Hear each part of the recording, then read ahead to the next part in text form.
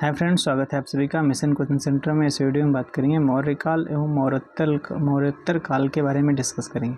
तो यहाँ पर आपका ये एक इम्पॉर्टेंट क्वेश्चन है, प्रीवियस ईयर के सारे कवर किए गए, इसमें सभी डिस्कस करेंगे एक ही वीडियो में। वन शॉट वीडियो रहेगा आपका। पहला सवाल है, चंद्रगुप्त मौर्य मौर्य वंश के संस्थापक थे। भारतीय इतिहास में उनके शासन के बारे में कौन सा कथन गलत है? गलत कथन पूछ रहा है आपसे। तो देखो, पहला कथन है, उन्होंने सिकंदर अलेक्जेंडर से मुलाकात की और उनकी सेना में शामिल हुए ताकि मैसेडोनिया युद्ध कौशल को सीख सके। अच्छा, ऐसा भी, हाँ, तो बिल्कुल बात सही है, उसमें शामिल हुए थे, तो सही बात है। बैरम खां उनका सबसे अच्छा, बैरम खां इसमें कहाँ आ जाएगा? ठीक है, ये अकबर के टाइम पे था, तो ये आपका गलत हो जाएगा। अगला सवाल है, 326 ईसा पूर्व में भारत पर आक्रमण करने के लिए सिकंदर ने सबसे पहले किस नदी को पार किया था? सबसे पहले पार किया था सिंधु नदी को पार किया था। किस नदी को पार किया था? तो सिंधु नदी को पार किया था इसने। चंद्रगुप्त मौर्य के गुरु कौन है? तो इनका नाम है, क्या नाम है? इनका नाम है दोस्तों, ये तो सबको पता है, क्या? विष्णुगुप्त, जिन्हें कौटिल्य भी कहा जाता है। ठीक है, विष्णुगुप्त या कौटिल्य भी कहा जाता है। मेगास्थनीज की पुस्तक का नाम क्या है? तो मेगास्थनीज की पुस्तक का नाम इंडिका हो जाएगा। क्या हो जाएगा? इंडिका हो जाएगा। कौटिल्य के अर्थशास्त्र में किस पहलू पर प्रकाश डाला गया है? तो कौटिल्य के जो आपके अर्थशास्त्र लिखा, उन्होंने उस पर चर्चा की है, राजनीतिक नीतियों के बारे में चर्चा की है। किसके शासनकाल में मेगास्थनीज भारत आया था? तो ये आपका आया था कौन? चंद्रगुप्त मौर्य के समय पे आया था। कौन आया था? चंद्रगुप्त मौर्य के समय पर मेगास्थनीज भारत में आया था। अगला सवाल है, चंद्रगुप्त का पुत्र मौर्य साम्राज्य के सिंहासन पर बैठने वाला दूसरा शासक था। तो देखो, यहाँ पर चंद्रगुप्त मौर्य का बेटा कौन सा था? उसका नाम था, क्या नाम था? बिंदुसार था। क्या हो जाएगा? बिंदुसार हो जाएगा। किस राजा की कहानी मुद्रा राक्षस नाटक का विषय है? तो ऐसे कौन सा राजा है? तो ये आपका चंद्रगुप्त मौर्य ही हो जाएगा, चंद्रगुप्त मौर्य। अगला सवाल है, कौटिल्य का अर्थशास्त्र हमें प्रशासन के बारे में जानकारी देता है। तो कौटिल्य का अर्थशास्त्र है जो आपका मौर्य प्रशासन के बारे में जानकारी देता है। ठीक है, मौर्य प्रशासन के बारे में जानकारी देता है। मौर्य साम्राज्य की स्थापना किसने की थी? तो मौर्य साम्राज्य की जो स्थापना की थी वो की थी किसने? चंद्रगुप्त मौर्य ने करी थी। ठीक है, चंद्रगुप्त मौर्य ने करी थी। चंद्रगुप्त मौर्य ने अपने अंतिम दिनों में किस धर्म को अपना लिया था? चंद्रगुप्त मौर्य ने, कहा जाता है कि संलेखना पद्धति के माध्यम से अपने प्राण भी त्यागे थे, तो इन्होंने जैन धर्म को अपना लिया था। किस धर्म को? जैन धर्म को। किस मौर्य राजा ने दक्कन पर विजय प्राप्त की थी? ऐसा कौन था जिसने दक्कन पर भी विजय प्राप्त की थी? तो चंद्रगुप्त मौर्य ही हो जाएगा। ठीक है, चंद्रगुप्त मौर्य। अगला सवाल है, पाटलिपुत्र को अपनी राजधानी सर्वप्रथम किस मौर्य राजा ने बनाया था? तो इनके बारे में भी जस्ट अभी चर्चा किया, चंद्रगुप्त मौर्य ही था जिसने अपने पाटलिपुत्र को राजधानी बनाया था पहली बार। जैन ग्रंथों में से चंद्रगुप्त मौर्य के जैन धर्म अपनाने का उल्लेख मिलता है। कहता है कि निम्नलिखित जैन ग्रंथों में से चंद्रगुप्त मौर्य के जैन धर्म अपनाने का उल्लेख मिलता है। तो ये आपका मिलता है किसमें? परिशिष्ट वर्मन में मिलता है, परिशिष्ट पर्वन में मिलता है। किसमें? परिशिष्ट पर्वन में मिलता है।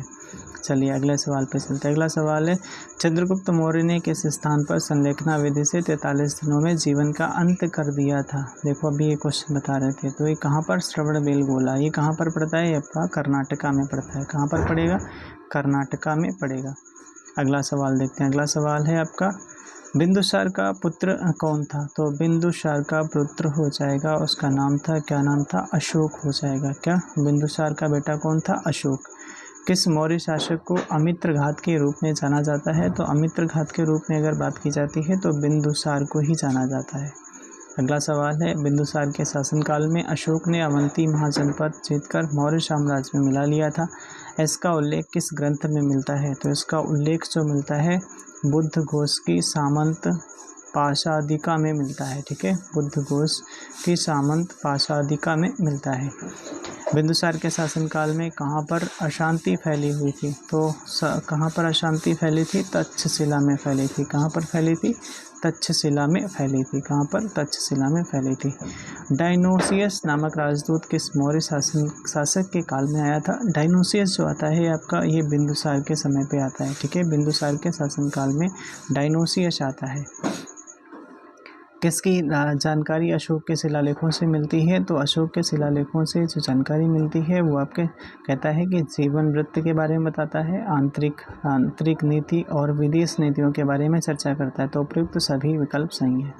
अगला सवाल है, सम्राट अशोक ने बौद्ध धर्म के आदर्शों के प्रचार के लिए धर्म प्रचारकों को दूर दराज के स्थानों पर भेजा ताकि लोग भगवान बुद्ध की शिक्षाओं द्वारा अपने जीवन को प्रेरित कर सकें। इन धर्म प्रचारकों में उनका पुत्र और पुत्री, नाम पूछ रहा है आपसे, क्या नाम था उनका? तो उसके पुत्र का नाम महेंद्र था और उसकी पुत्री का नाम संघमित्रा हो जाएगा। अगला सवाल है, मध्य प्रदेश में भगवान बुद्ध के सम्मान में सम्राट अशोक द्वारा बनवाया गया बौद्ध स्मारक का क्या नाम है? तो उसका स्मारक का नाम है सांची स्तूप। क्या है? सांची स्तूप है। ठीक है, सांची स्तूप हो जाएगा। अगला सवाल है, अशोक के प्राचीनतम प्राप्त अभिलेख निम्न में से किस लिपि में लिखे गए हैं? तो किस लिपि में लिखे गए हैं? तो ये आपके किसमें? खरोष्ठ ब्राह्मी लिपि में लिखे गए। ठीक है, किसमें? अशोक के प्राचीनतम प्राप्त अभिलेख निम्न में से किस लिपि में लिखे गए? तो ब्राह्मी लिपि में लिखे गए हैं। ठीक है, ब्राह्मी लिपि में लिखे गए। अशोक तर्कसिद्ध रूप से प्रारंभिक भारत के सबसे प्रसिद्ध शासक थे जिसने कलिंग पर विजय प्राप्त की थी। वे किसके पोते थे? अशोक तर्कसिद्ध रूप से प्रारंभिक भारत के सबसे प्रसिद्ध शासक थे जिसने कलिंग पर विजय प्राप्त की। वे के पोते थे? तो ये हो जाएगा आपका, क्या हो जाएगा? ये चंद्रगुप्त मौर्य के पोते थे। ठीक है। अगला सवाल, अशोक के शासनकाल की सबसे महत्वपूर्ण घटना कलिंग आधुनिक युग में पर विजय थी जो उनके जीवन का महत्वपूर्ण परिवर्तन सिद्ध हुआ है। तो ये आपका कौन सा विजय थी? आपका जो कलिंग विजय है आधुनिक युग में, मतलब वो कहाँ पे है ये आपसे पूछ रहा है। तो कलिंग आपका कहाँ पे पड़ता है? उड़ीसा। ठीक है, उड़ीसा। कलिंग में खारवेल राजा का शासक था। अशोक के किस शिलालेख में कलिंग युद्ध में अशोक की विजय का उल्लेख किया जाता है? तो 13वें शिलालेख में। किसमें? 13वें शिलालेख में चर्चा की जाती है।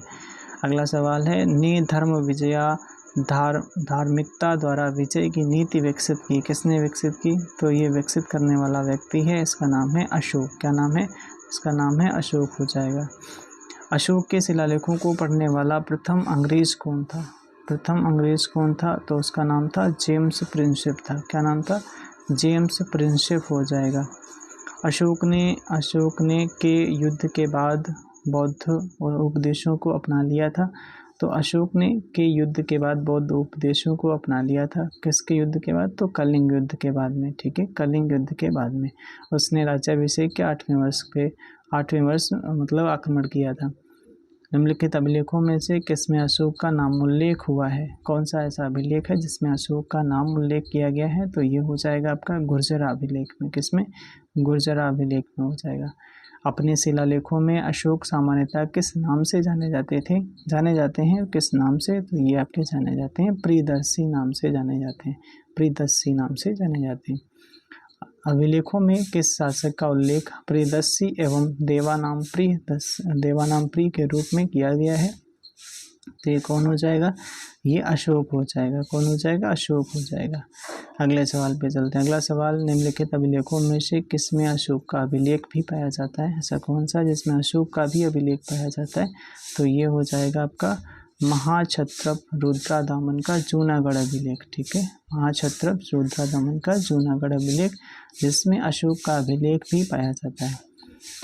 किसकी जानकारी अशोक के शिलालेखों से मिलती है? तो इसकी किसकी जानकारी अशोक के शिलालेखों से मिलती है? तो आप कैसे अभी जस्ट पीछे क्वेश्चन किया था, जीवन वृत्त है, इसके बारे में आंतरिक नीति और विदेश नीति, ये सभी के बारे में जानकारी मिलती है।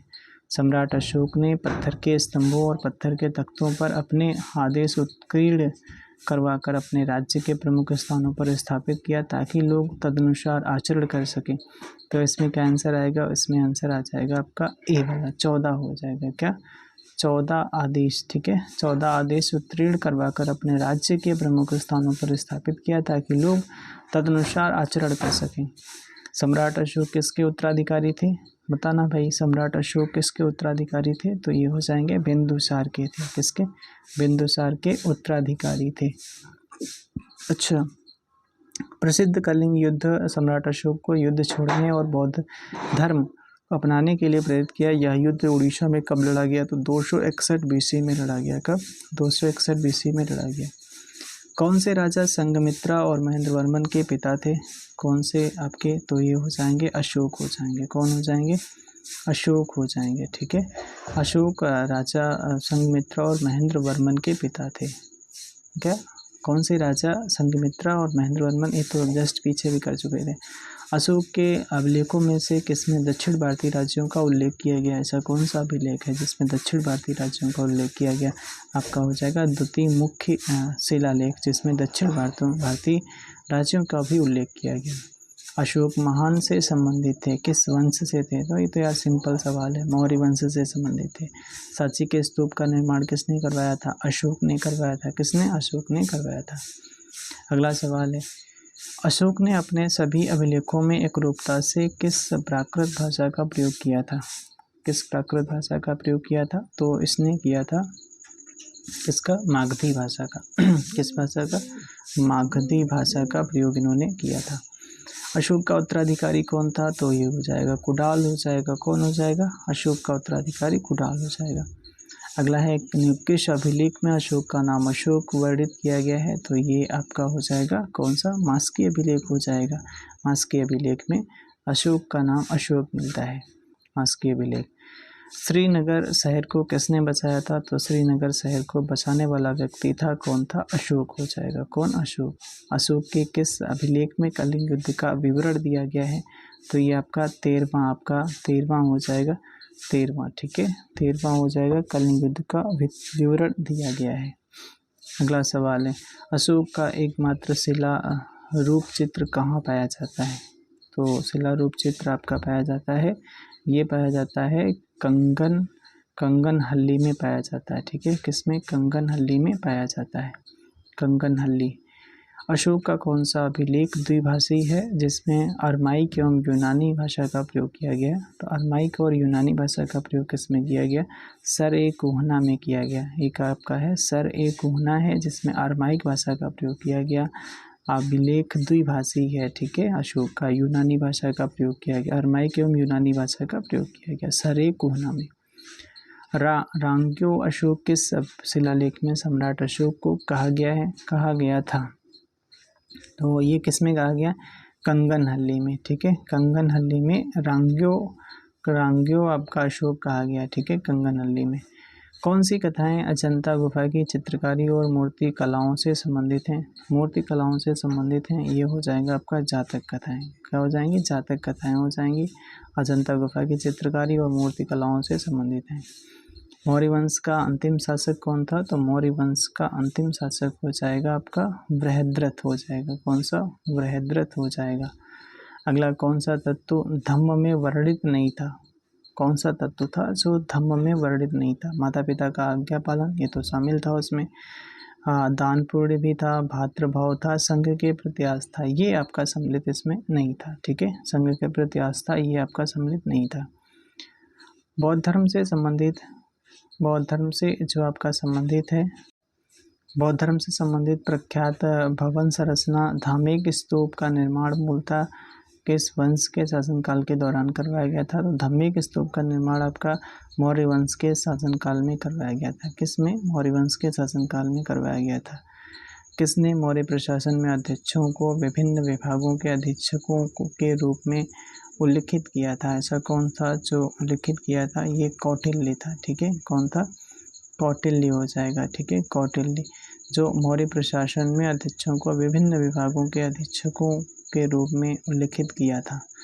अगला सवाल है, बौद्ध संरचना धम्मेक स्तूप कहाँ पर स्थित है? तो धम्मेक स्तूप जो स्थित है आपका सारनाथ में। कहाँ पर? सारनाथ में स्थित हो जाएगा।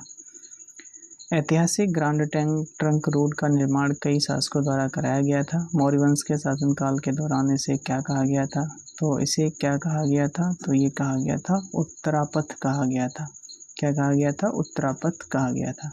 कौन सी पुस्तक मेगास्थनीज ने लिखी है? तो ये तो आपको पता हो, मेगास्थनीज ने क्या लिखा है? इंडिका लिखा है। क्या लिखा है? इंडिका इसके द्वारा लिखा गया किताब।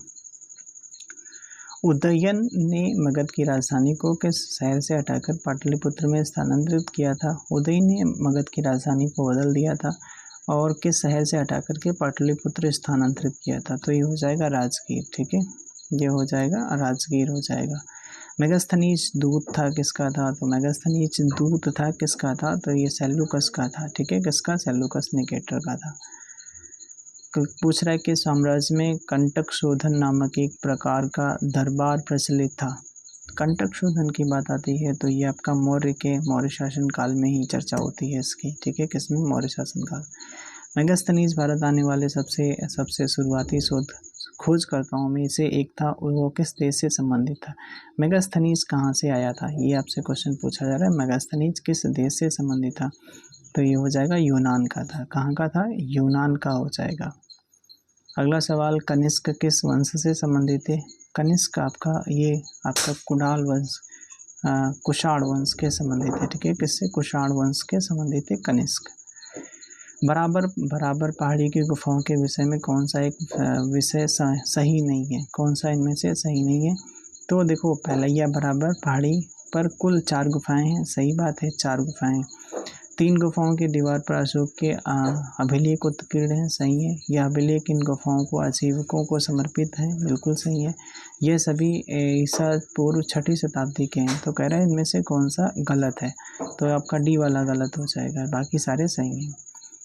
अगला सवाल है, कौन सा शासक मौर्य वंश से संबंधित नहीं था। तो मौर्य वंश से संबंधित नहीं था, वो हो जाएगा आपका बिंबिसार। कौन हो जाएगा, बिंबिसार हो जाएगा, ठीक है, कौन हो जाएगा, बिंबिसार आपका मौर्य वंश से संबंधित नहीं है, बाकी सारे हैं, चंद्रगुप्त है, बिंदुसार, अशोक है, ये सभी हैं।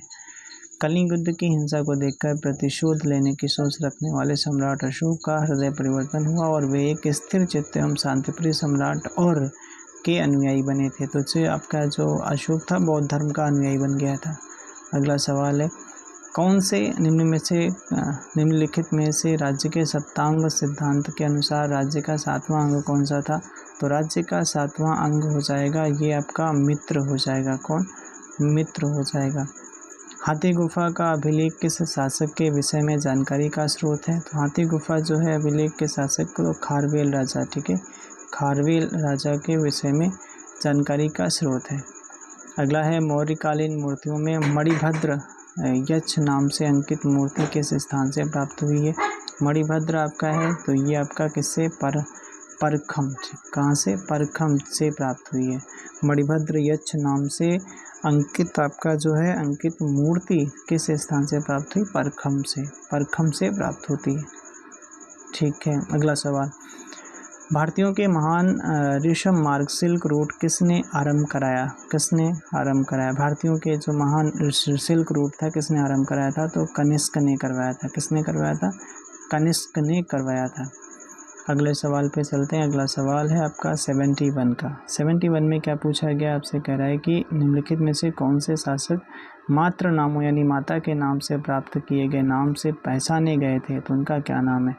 तो उनका नाम है जो आपका हो जाएगा सातवाहन, ठीक है, सातवाहन जो आपका हो जाएगा, सातवाहन शासक थे, वो मात्र नामों यानी माता के नाम से प्राप्त किए गए नाम से पहचाने गए थे।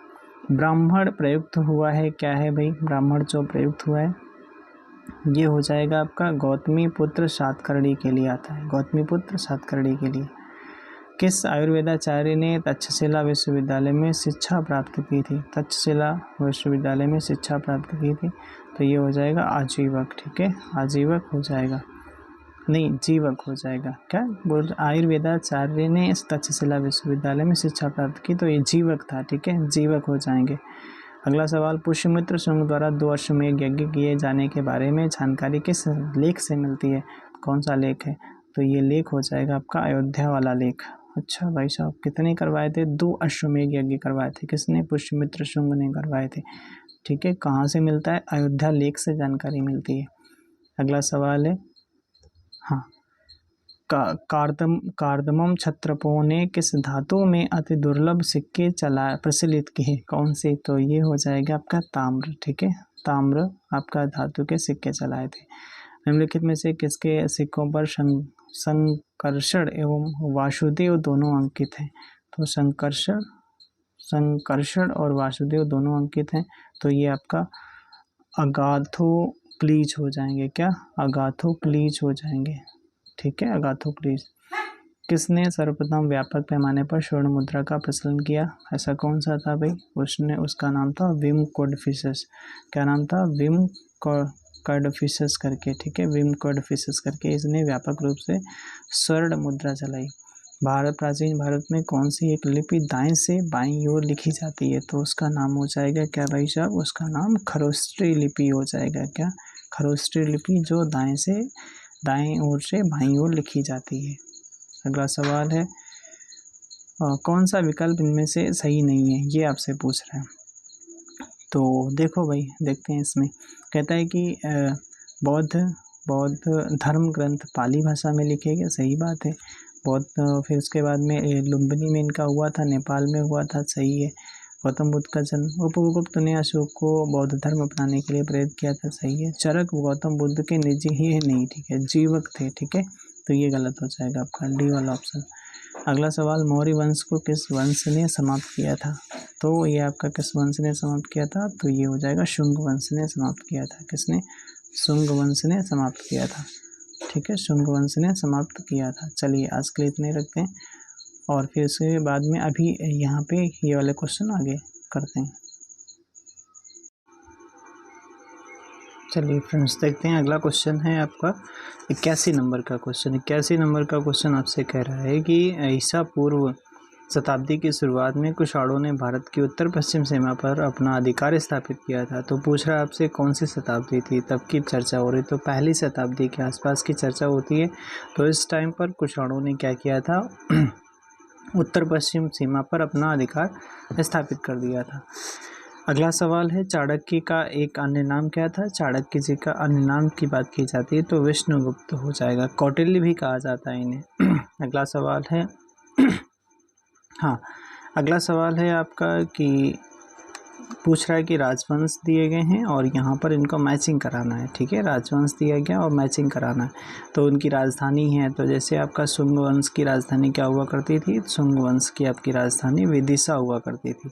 सातवाहन वंश की आपकी राजधानी प्रतिष्ठान हुआ करती थी, सातवाहन प्रतिष्ठान। और कदम्ब की राजधानी आपका बनवासी हुआ करती थी। क्या? बनवासी हुआ करती थी। चंदेल राजवंश की राजधानी महोबा हुआ करती थी। तो ये हो जाता है इसका आंसर जो हो जाएगा आपका, क्या हो जाएगा? 4 हो जाएगा। पहला मतलब शुंग वंश का हो जाएगा 4, एक शुंग का हो जाएगा 4, विदिशा हो जाएगा, सातवाहन का आपका प्रतिष्ठान हो जाएगा, कदम्ब का आपका बनवासी हो जाएगा, चंदेल का आपका महोबा हो जाएगा। तो इसको आप मैच करा लेना। अगला सवाल है, कह रहा है कि इधर आपको मैचिंग कराना है और ये मतलब इधर आपके शासक दिए गए हैं और इनसे जो शिलालेख संबंधित हैं या फिर इनके बारे में जो चर्चा की गई है, तो इनको मैचिंग कराना है। तो यहाँ पर जो आपका जो सही उत्तर जाएगा, देखो यहाँ पर पहले इसको देख लेते हैं, ठीक है, क्या क्या देखना है। तो देखो पहले कहता है गांधार कला। गांधार कला जो किससे संबंधित है? तो ये कुषाण से संबंधित है। किससे? गांधार कला आपका कुषाण से संबंधित है। जूनागढ़ अभिलेख की बात की जाती है तो ये आपका रुद्रादमन फर्स्ट से संबंधित है, जूनागढ़ अभिलेख। मिलिंद पन्हों की अगर बात की जाती है तो ये आपका मिनांडर हो जाएगा। और तक्षशिला लेख की बात की जाती है तो ये आपका पतिक हो जाएगा। तो इसका आपका क्या 3 हो जाएगा पहले, फिर 4 हो जाएगा, फिर 1 हो जाएगा, फिर 2। ये वाला आपका आंसर सही होगा।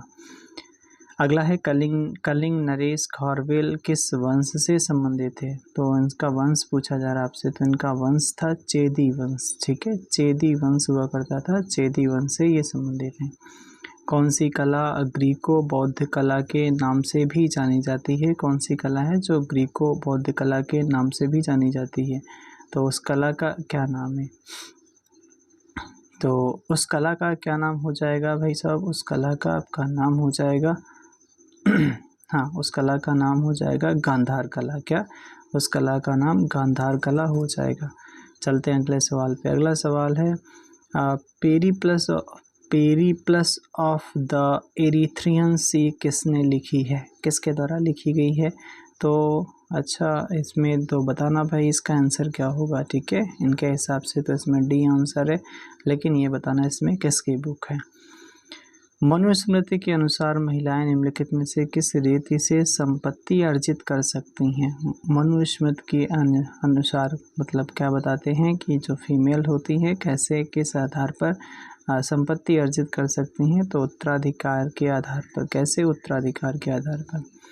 कौटिल्य ने अपने अर्थशास्त्र में राज्य के कितने अंगों का वर्णन किया है? कौटिल्य जी ने जो राज्यों के अंग की बात की है 7 अंगों की बात की है। कितने? 7 अंगों की। अगला सवाल है तक्षशिला विश्वविद्यालय स्थित है, कहाँ पर स्थित हो जाएगा? तक्षशिला विश्वविद्यालय आपका पाकिस्तान में स्थित है। कहाँ पर? ये पाकिस्तान में स्थित हो जाएगा। मौर्य काल में टैक्स को छुपाने या चोरी करने की स्थिति में कौन सा दंड दिया जाता था? कौन सा पनिशमेंट दिया जाता था? तो भैया इसमें मृत्यु दंड का प्रावधान था। बहुत भैया खतरनाक था। मौर्य काल में सीता भूमि किसे कहा जाता था? तो सीता भूमि किसे कहा जाता था? तो राजकीय भूमि से जो प्राप्त आय, जैसे राजकीय भूमि से प्राप्त आय से संबंधित था उसे सीता भूमि कहा जाता था। सीता भूमि कहा जाता था। अगला सवाल है बुद्ध की खड़ी प्रतिमा निम्नलिखित में से किस काल में बनाई गई थी? तो ये कुषाण काल में बनाई गई थी। किस काल में? कुषाण काल में। ठीक है, कुषाण काल में बनाई गई थी। अगला सवाल है शक संवत का प्रारंभ किस सम्राट के शासनकाल में 78 ईस्वी से हुआ था?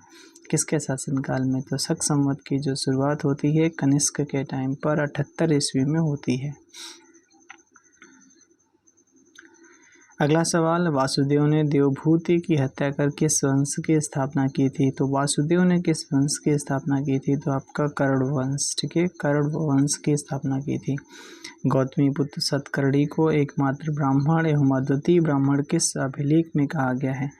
ओ भाई साहब, क्या बोला गया? एकमात्र ब्राह्मण या अद्वितीय ब्राह्मण कहा गया। तो किस में कहा गया? आपका नासिक में कहा गया। किस में? नासिक में कहा गया। चरक और नागार्जुन किसके दरबार की शोभा थे? चरक और नागार्जुन जी की बात की जाती है तो ये हो जाते हैं कनिष्क। ठीक है, कनिष्क हो जाते हैं कनिष्क के दरबार में चरक और नागार्जुन हुआ करते थे। चरक और नागार्जुन। किस शासक ने बिना बेगार के सुदर्शनशील का जीर्णोद्धार कराया था?